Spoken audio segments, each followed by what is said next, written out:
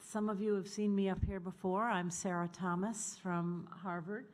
And Patrick's down there. Yes, Patrick's down there.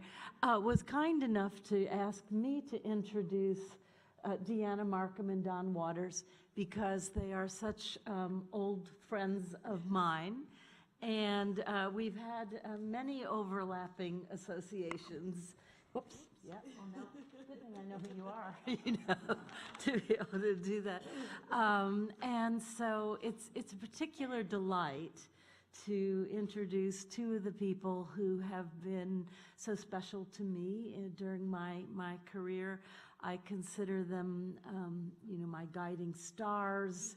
They're wonderful colleagues. And also great friends. So it's wonderful to have you here tonight. I'll start with Deanna and give a little background on Deanna Marcum. She's right now associated with Ithaca S&R and serving as senior advisor to their program areas in educational transformation and libraries and scholarly communication.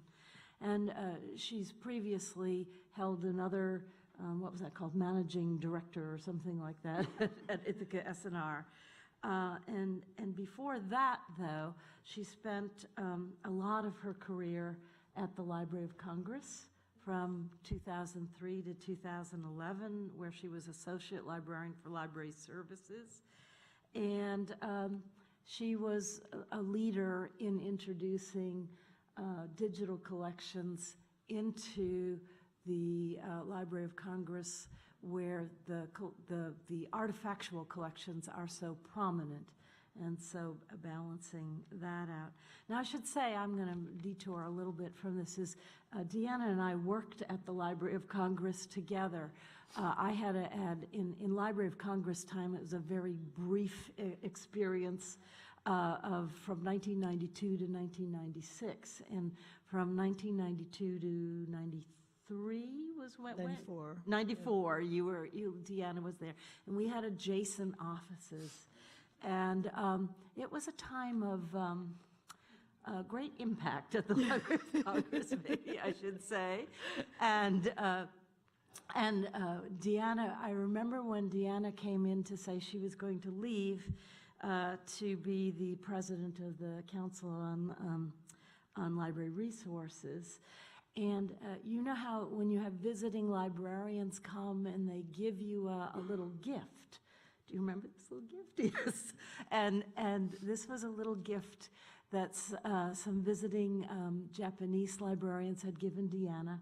And it was a weighted doll. And so it was the kind of doll that when you knocked it over, it would come back up. And she passed that on to me saying, Sarah, this is like us. and it's kind of been my metaphor for Deanna and for our lives. Deanna was, she was previously at the Council on Library Resources. I was a CLR intern during the period when you worked at CLR. When she left in '95, she was overseeing, well, she was president of two organizations, the Council on Library Resources and the Commission on Preservation and Access. And she oversaw the mergers of those organizations into what is now famously known as CLEAR, the Council on Library and Information Resources. She served as president there until 2003, when she was lured back to the Library of Congress and did that. So Deanna has many, many wonderful qualities.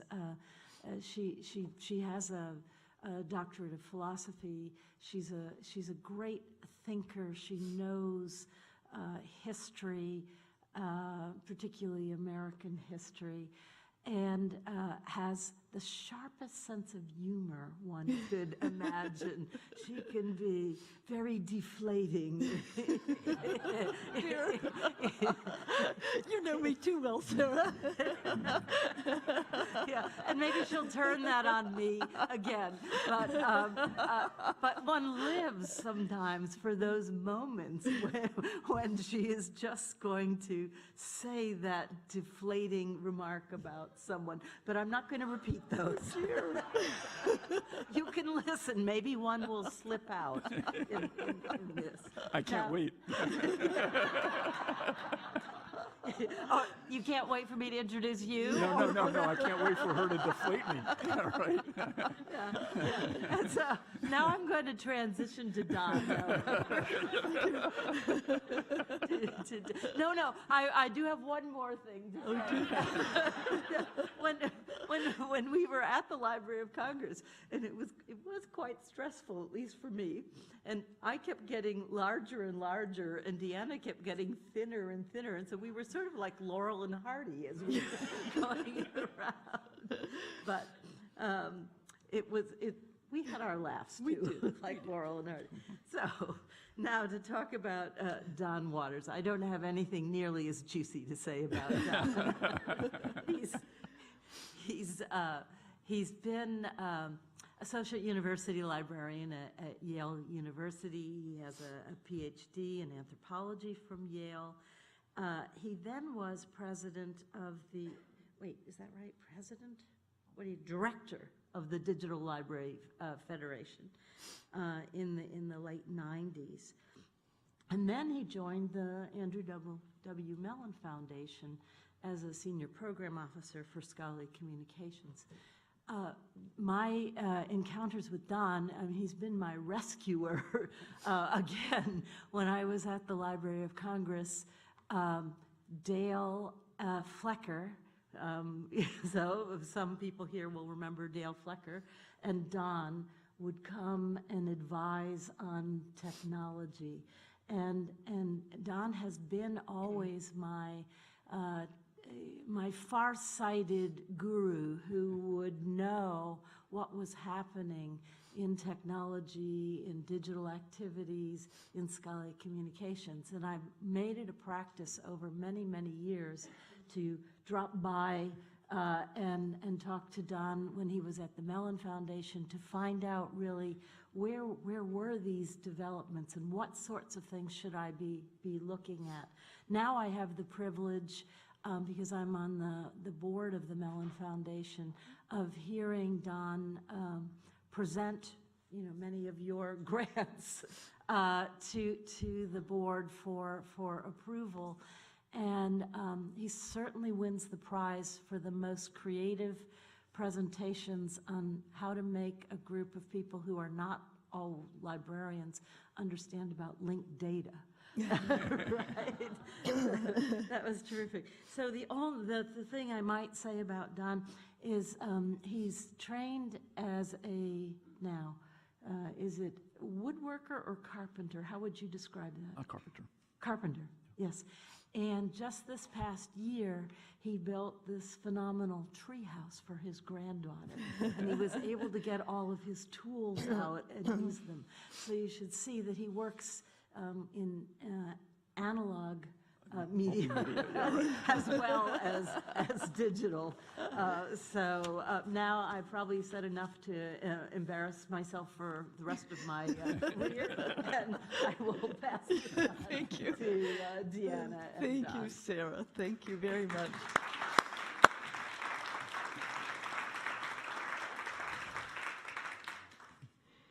It's always dangerous when good friends introduce you. Thank you, Sarah, very much for that very generous introduction. And thanks to the American Philosophical Society for the invitation to be here and to take part in this program.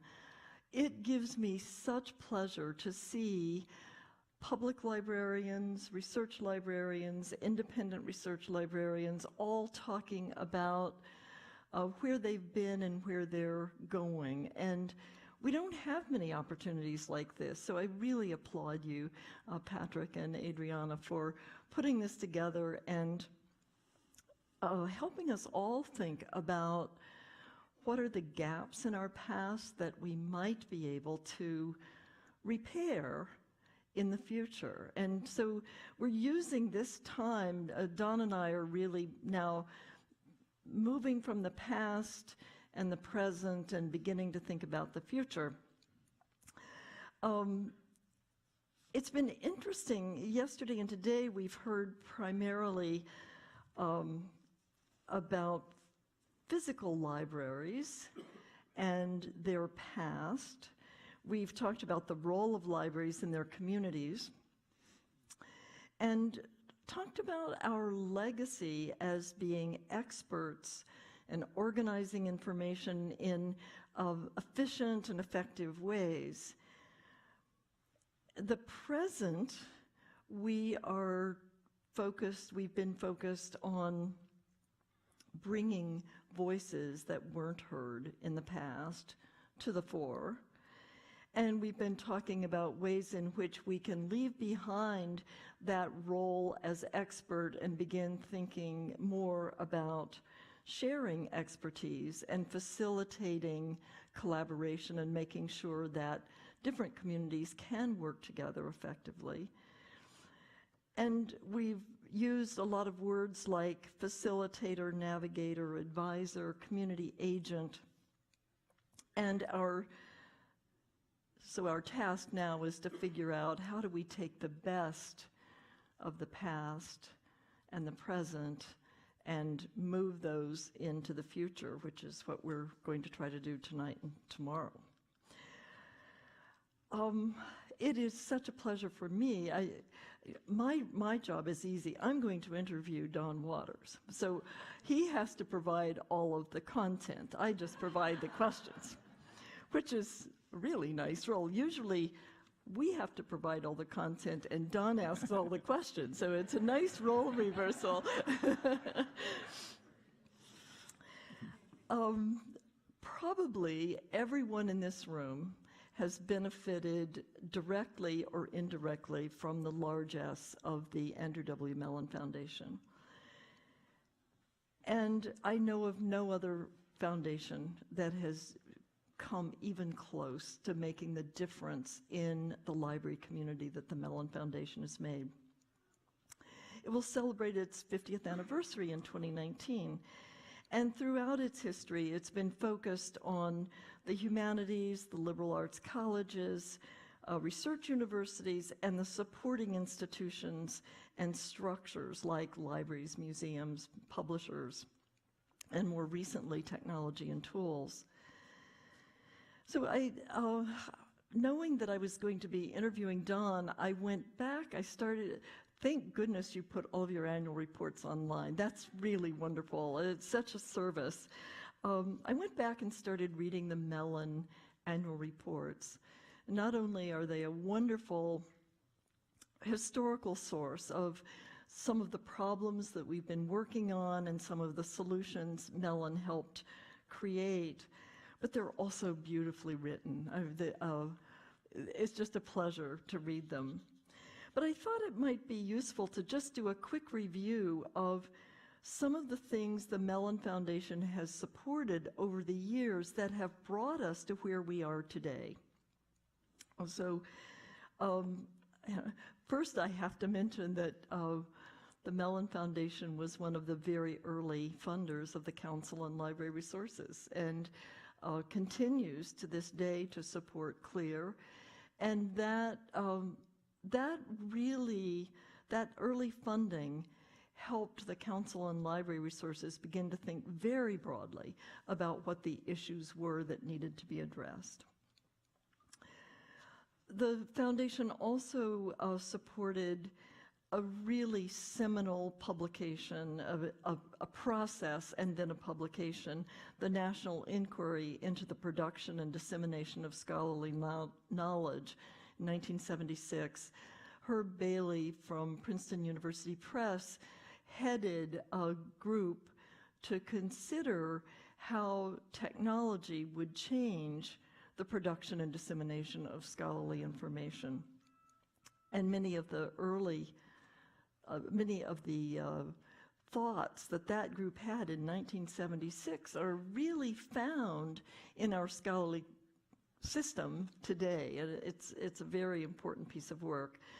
Funding for preservation. I don't know what we would have done without the Mellon Foundation's foresight in thinking about how we preserve the knowledge that's created, including helping the Library of Congress think about the role science plays in preservation. The Mellon Foundation funded the early science lab at the Library of Congress, made grants to the Association of Research Libraries to assist libraries in colleges and universities think about management and collection development, and was one of the founding funders of the Research Libraries Group that helped forge a kind of collaboration among research libraries that continues to this day, and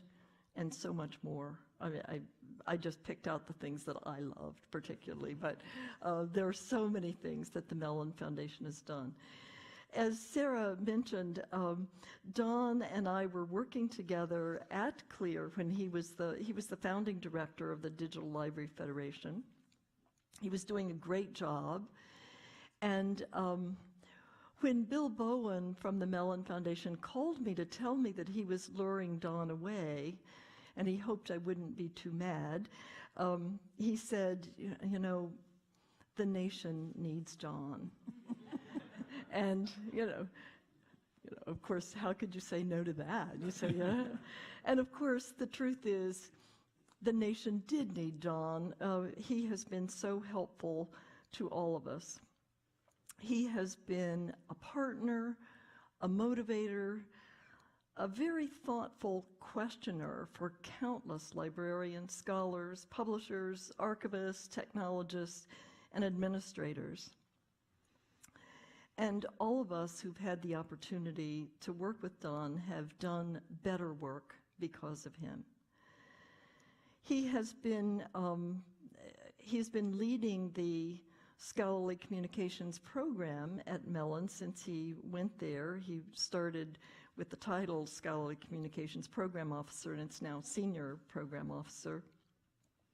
And I thought it would be useful in this context just to ask him some questions about, he was the first person to hold that title. He's been with the foundation for quite a long time, so he's seen so many changes. So I'm going to move over to the table now and just ask some of those questions, and then we'll make sure you have a chance to ask some as well. Thank you. Thanks, Sarah. Yeah. So, Thanks, the APS, for the invitation.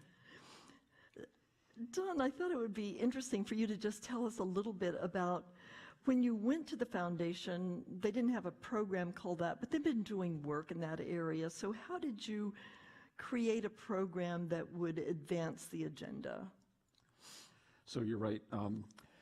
Scholarly communications was a pretty active area at the foundation when I went, and I think it was that activity that motivated the officers and the board to agree to create a new position. Scholarly communications is an arcane term. I think the inquiry used it. I've served under 4 presidents at Mellon. 2 of them, the opening conversation was, can't we change the name? And I am completely open to that, and I guess we could have a naming opportunity. But it is, in the way that we have structured it at the foundation, it really has 3 legs to a stool. And it's built around a scholarly workflow that some of the presentations have referred to earlier today. The idea of providing access to resources for researchers, the support for publishing that researchers need to get their work out, and then the support for preservation, for preserving that material so the cycle can begin again. And it's those 3 legs that we consider the fundamental pieces of scholarly communications. When I came to the foundation, there was a long history, and it goes back even to the founders of the foundation, Paul Mellon. Back in 1943, he was creating the Bollingen Foundation for publishing works mainly from Germany and related to Carl Jung, which he and his wife were very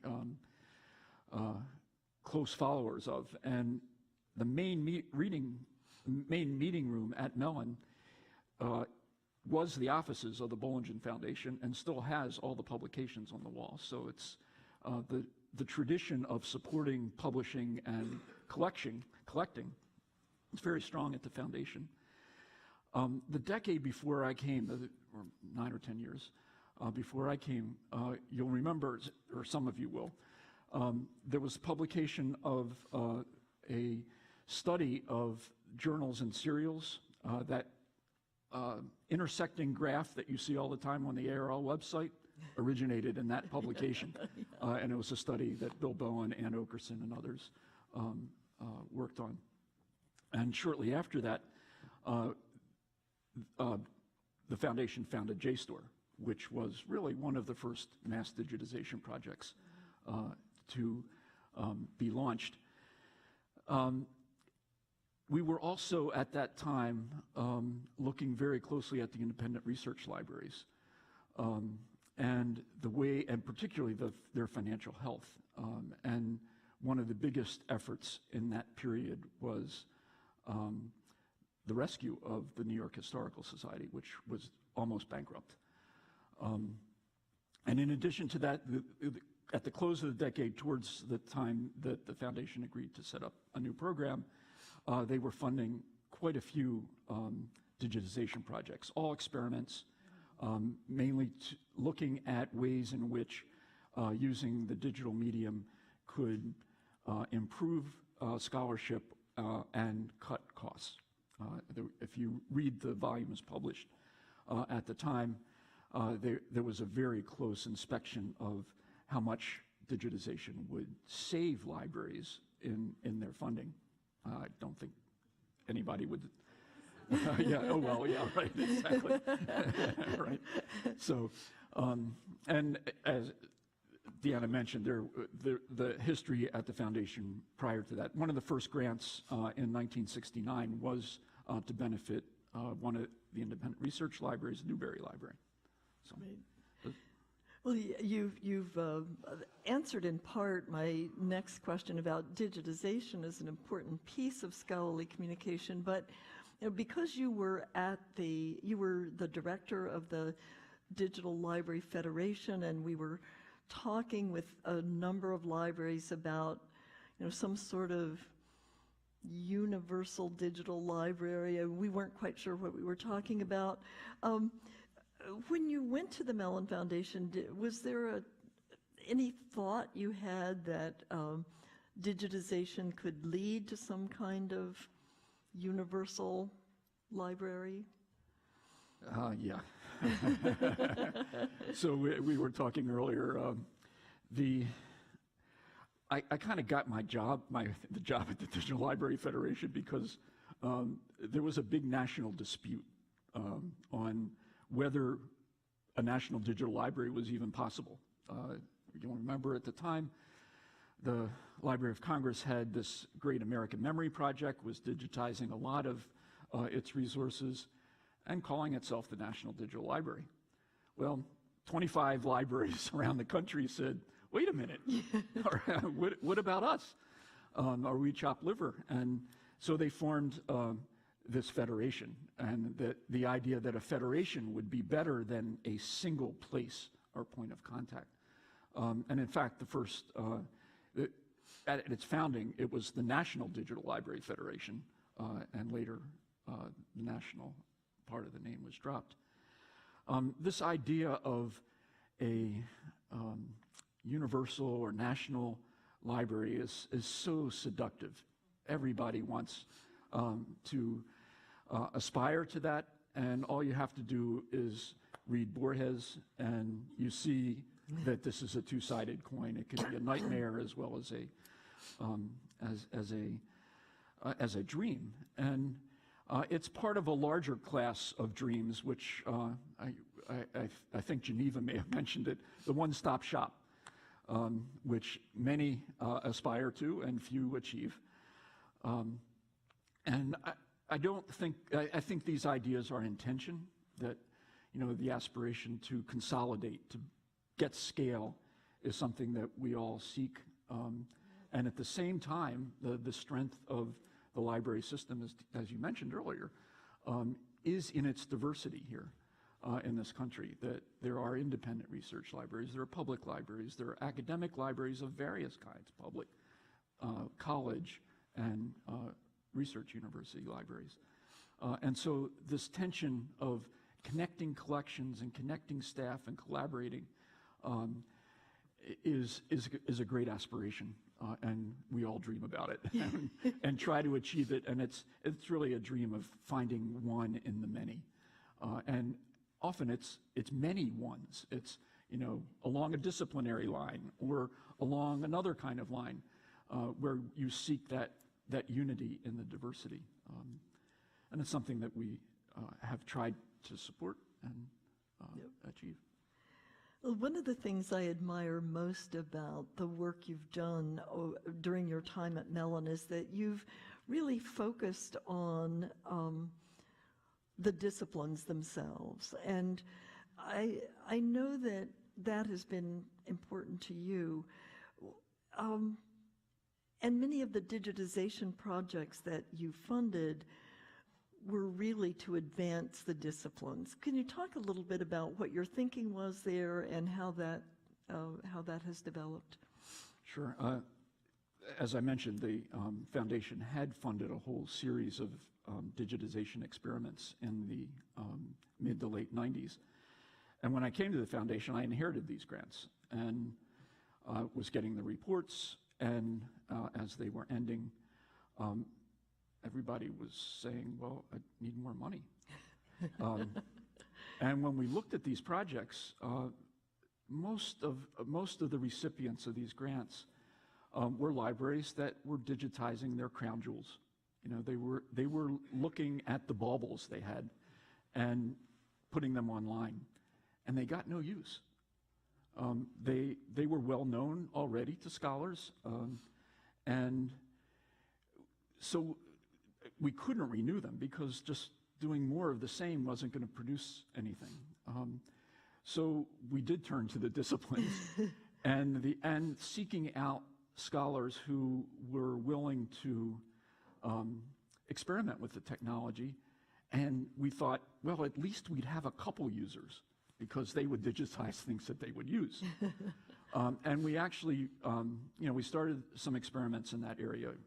Art history was the biggest one, and it was the one I was brought to the foundation to really work on. And at the DLF, that was one of our projects. We were working on art history and digitizing art history for classroom use. And at the same time, the foundation was already experimenting with the Museum of Modern Art and had a number of other inquiries about digitizing artworks.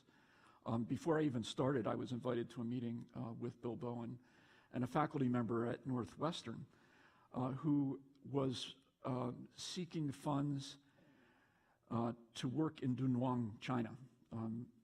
Some of you may know that there's a Buddhist monastery out in the desert, basically. It's in an oasis, but out in the Gobi Desert, where these monks had carved caves, worship caves, in the cliff face of a cliff face.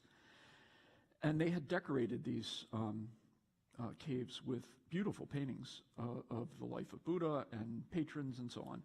Well, this art historian wanted to digitize 2 walls in 2 caves, and there are about 120 of them.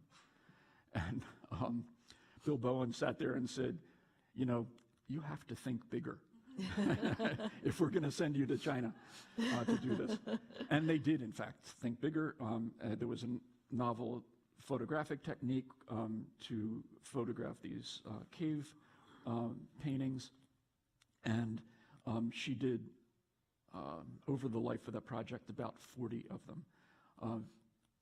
And since then, we've been transferring the technology.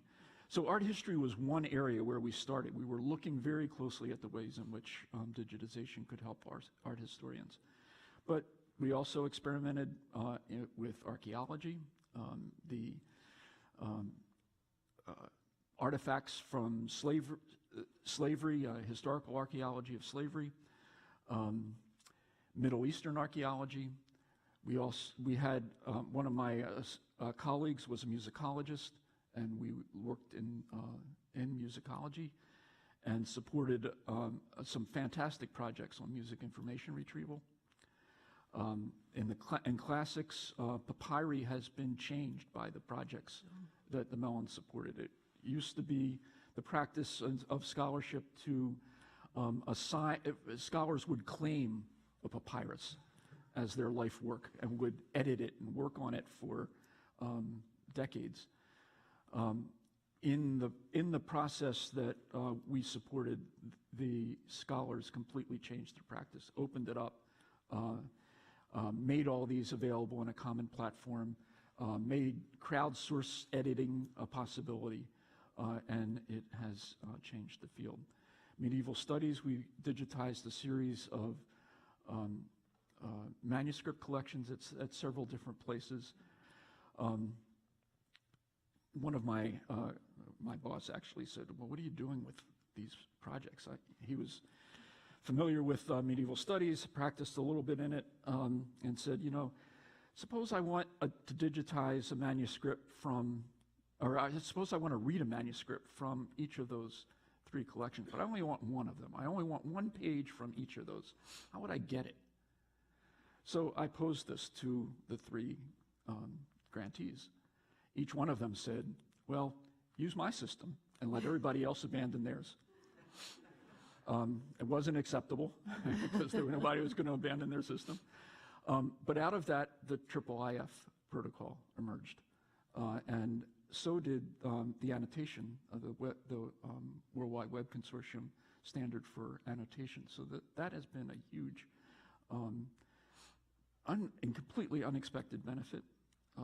And then in early modern studies, we supported a range of projects there that enhanced OCR for early modern books, and also in the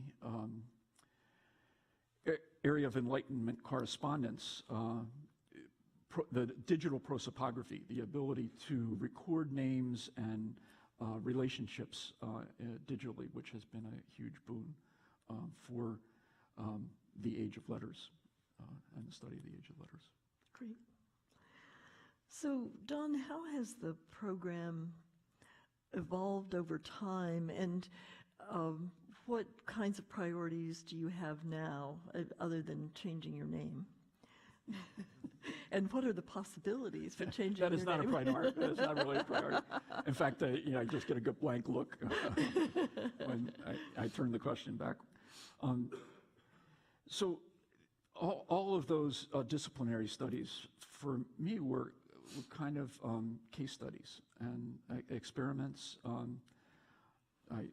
As mentioned, I'm an anthropologist by training, was kind of field work. And in retrospect, this was an emergent practice. We didn't go in saying, oh, we're going to do 10 disciplines and we will get these results. It was all emergent. And in fact, one of our presidents, Don Randall, was asking, what's the purpose of this? And I said, we're just following our nose. Is that okay? And he said, yeah. So we did. But in retrospect, what we were doing was getting leading scholars to tell us what digital libraries should look like, what digital publication should look like, and to do that in a way that was concrete. It was a test in real life, not just kind of a thought test. And that's the really great ability of the foundation, is to be able to fund that kind of experimentation. We've recognized what a humanities workflow looks like. And the close study of researchers in these cases, they gather sources, they catalog them, they transcribe and translate them, they identify important entities in those resources, they analyze, and then they publish.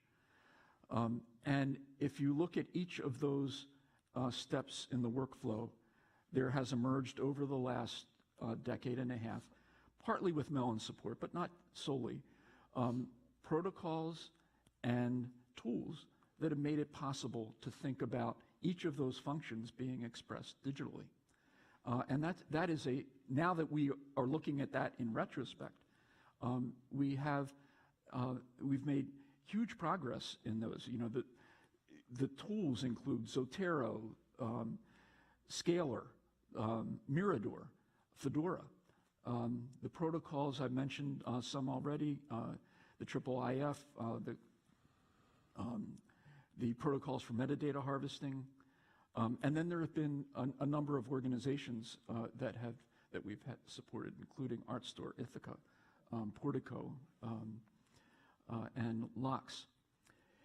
These have been highly generative projects in those ways. And even more, just consider the way that practice has changed over the last decade and a half on that sort of gathering and cataloging set of functions. On the gathering side, we have realized that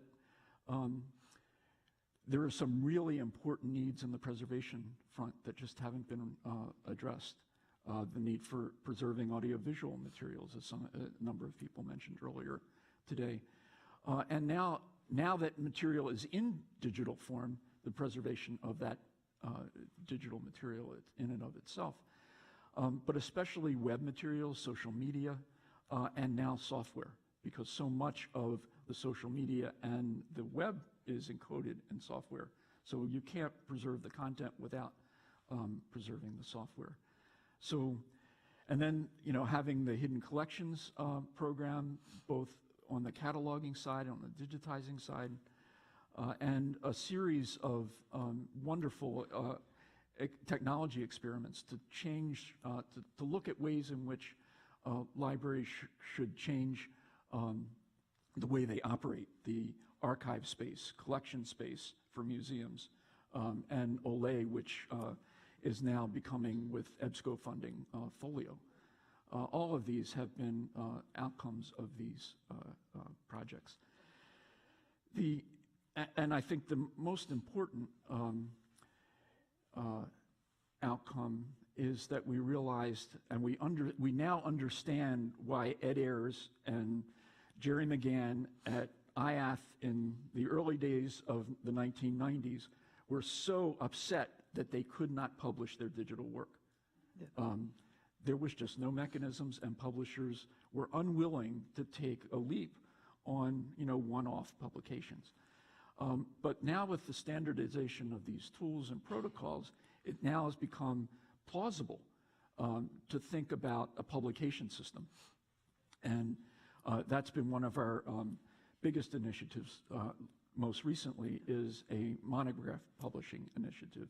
And we have about 15 publishers or so operating in that space, trying to create the platforms and standards necessary, and books as output based on digital work that scholars are doing.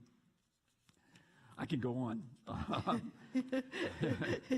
but we should maybe the future. Let me talk a little bit about this conference. It's focused on the past, present, and future of libraries. When you think about the future of research libraries in particular, because that's been most of your experience, what do you imagine? Well, I can't paint a picture of what a library would look like, but I think we have a good sense of what the issues are. And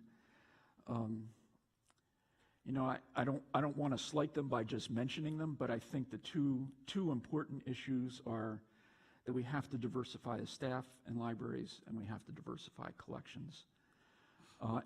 There's been there was a lot of mention today about one way or ways of diversifying collections are to connect with the communities, and particularly underserved communities. And community-based archiving is one area that we have identified as a big area of future funding. So just as a way of supporting that movement to diversify collections and staff. But there's some other bigger issues that I would just frame for this group and would welcome your comments. I didn't mention it earlier, but in the early work that I was doing with digitization back at Yale, we were working in partnership with Cornell. And Cornell was digitizing physical books, and we were digitizing microfilm. And what we proved was that for the brittle book problem, we basically put microfilm out of business. It became digitization. But there was another important development going on at roughly at the same time, and that was work at the IPI, Image Permanence Institute.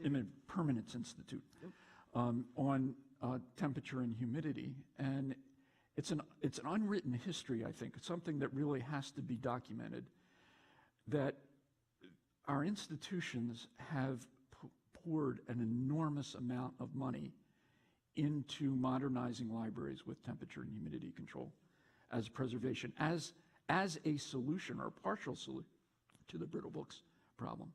And you can draw a straight line from that activity to the whole set of initiatives in shared print. And the need to consolidate print collections in a rational and meaningful way. And so I think that is continuing that process is a big issue before us. And it's important for a couple of reasons. One is that it is the only way to make room, and I mean room literally, space in libraries for students and faculty to do digital work. You require space to do digital work. The work itself isn't in the ether. The work still requires meeting rooms and interactions and collaborations. But then also the idea of financially affording a new kind of activity, the digital activity. So it's really important to follow that stream. And if you think about it, that is a movement of physical books to the cloud at the same time that we are dealing with a digital movement to the cloud. We're dealing with books and digital material in a kind of cloud space. And it's the promise. The other big issue is that we have to figure out how to realize the promise of the digital environment, to make scarce material available to a broader audience. And I think we're now at a point where we're not finished by any means, but we can start visualizing ways in which we can attain that vision of, the special collection material in University X is now available to anybody in the country or the world. And that's a really important mission that we have to address, I think. And then the third area, I think, is related to what has been a kind of unspoken theme in the meeting today anyway, and that is finance. That dealing with cloud-based collections requires a different way of thinking about financing than a subscription model. And even a different way, it still requires some careful, sophisticated thinking about capital budgeting and operating budgeting, but in a collaborative mode with other institutions, not with your own funds on your own campus, or to their own building. And that is a huge challenge that we have not really put our arms around. And so I think those are the kinds of areas that I would say are in our future. And if we don't really grapple with them, then we're kind of sunk. Well, I'll ask one more question, and Okay. then we'll ask other people to join in.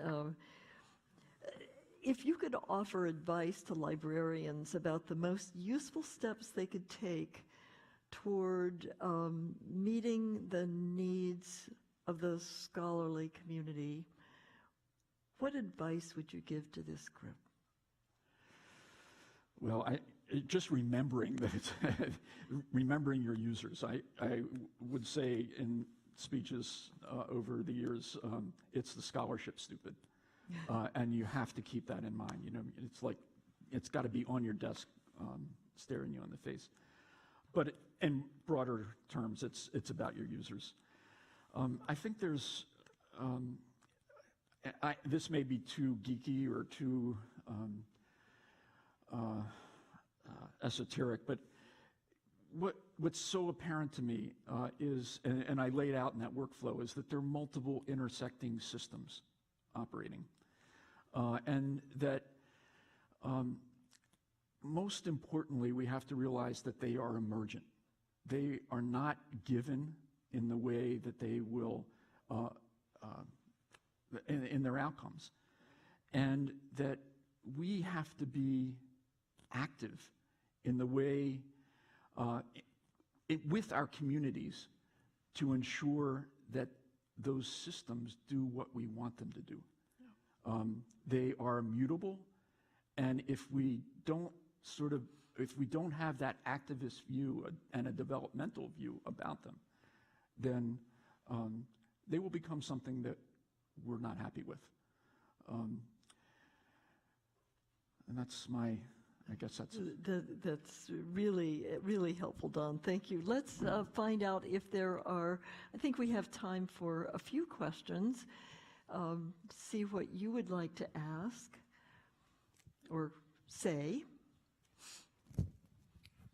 Hi, Joe Lucia from Temple. I have the comment about complex intersecting systems and complexity of the environment. I'm thinking about the inevitable reality that some projects succeed and some fail, and that you fund a lot of things out in the field, and some of those take root and grow and some of them don't. And I'm wondering how you learn, and what you think about when things don't go where you hope they would go, and how that informs, subsequent decisions and work about projects, initiatives, things the foundation should get behind or not get behind. Well,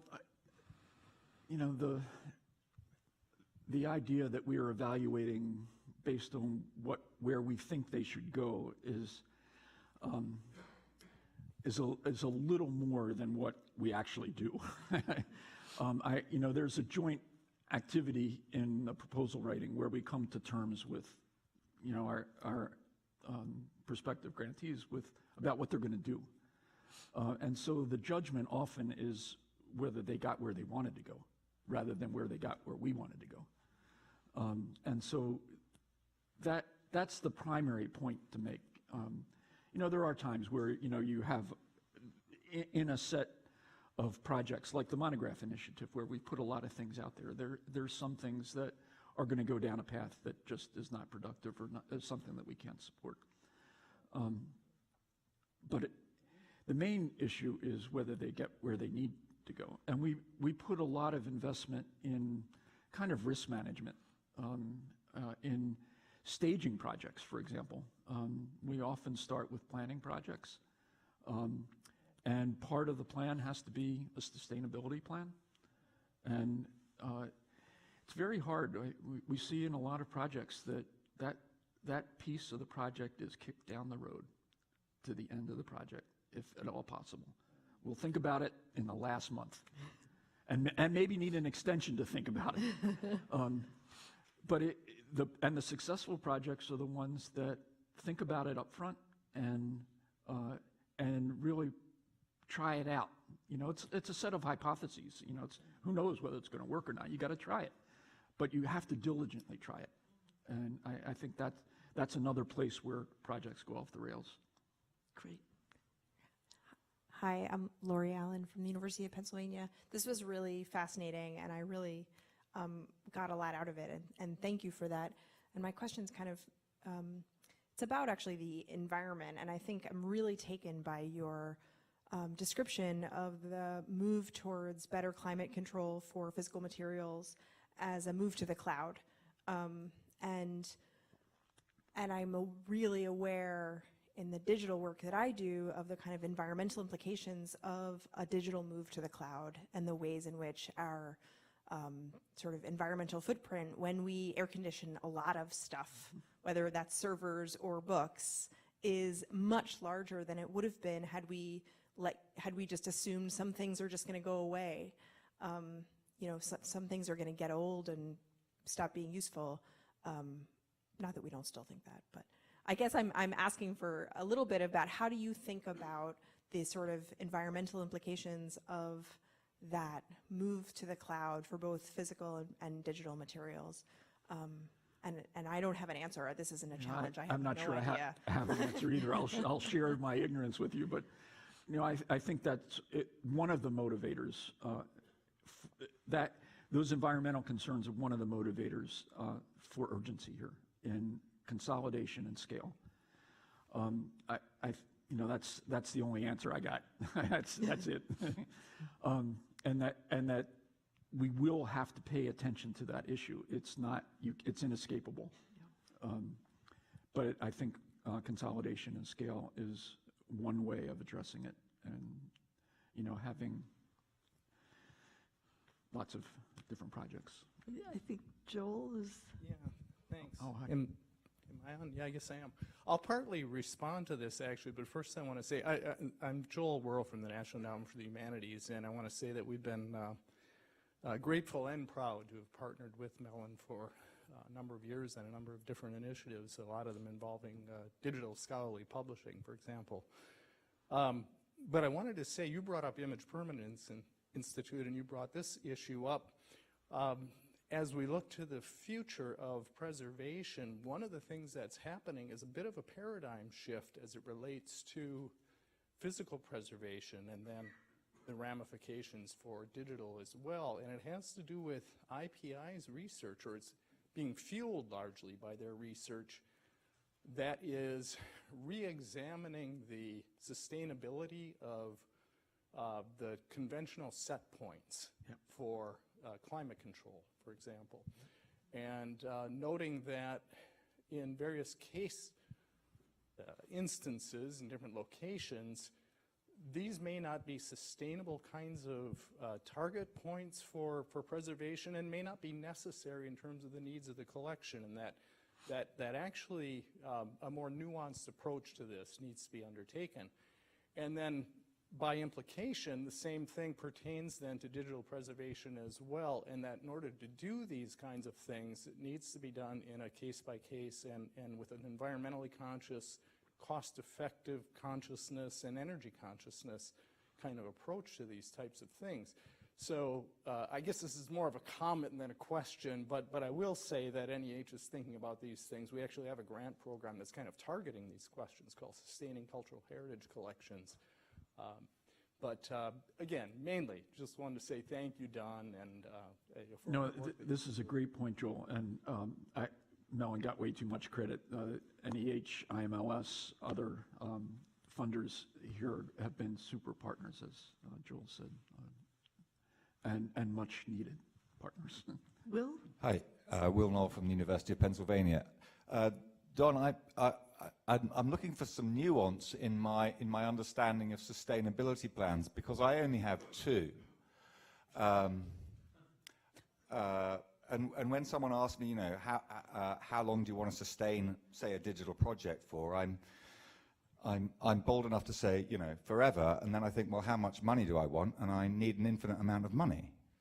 So my two plans for sustaining something, one is to charge a subscription, so I get money every year to keep it going, but that doesn't reach my audience. And the other is just to keep it incredibly cheap so I can put it on the operating budget. And when we think about sustainability plans in general, they always seem to me so culturally specific. So for example, a sustainability plan for the Parker Library was a subscription model. And the Parker Library is no longer, it's now open data. And so presumably it's got another completely different sustainability plan. It does. And so, yeah, maybe I can just ask you, what is the sustainability plan for the Parker Library? That's probably what I mean. I think Stanford is keeping it as part of their operating budget.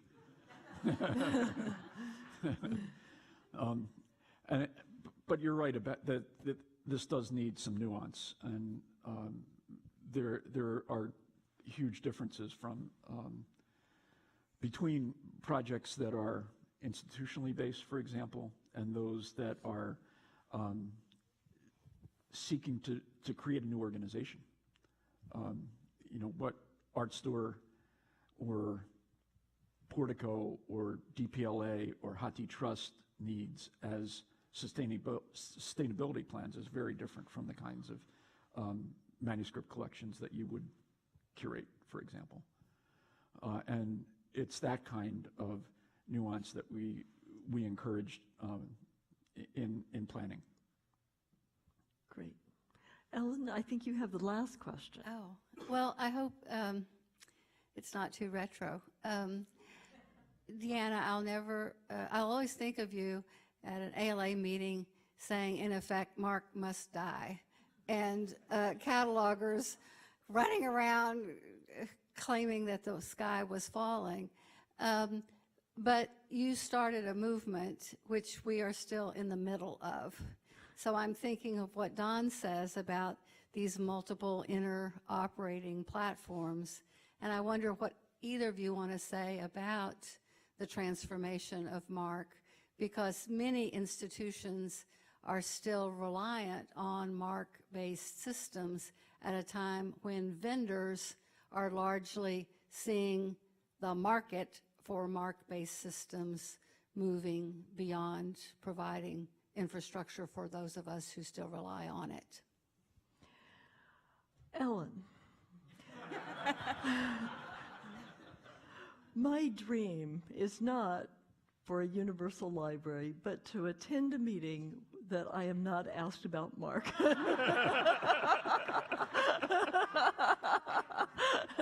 Well, I would like to answer that question, though, because we talked about the idea of bringing library collections to the broad public.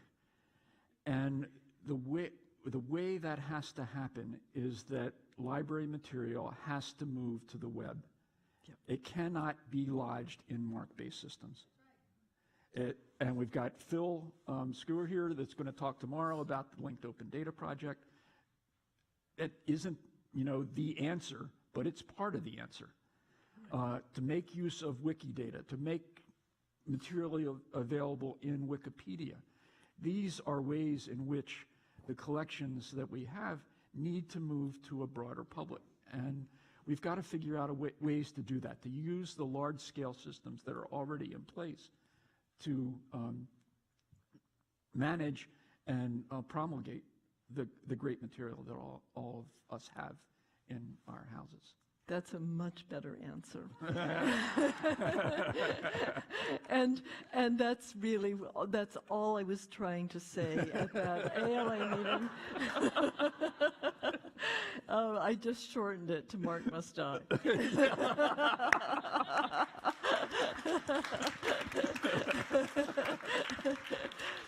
Please join me in thanking both Don as a speaker tonight and the Mellon Foundation for all that it's done for all of us. Yeah.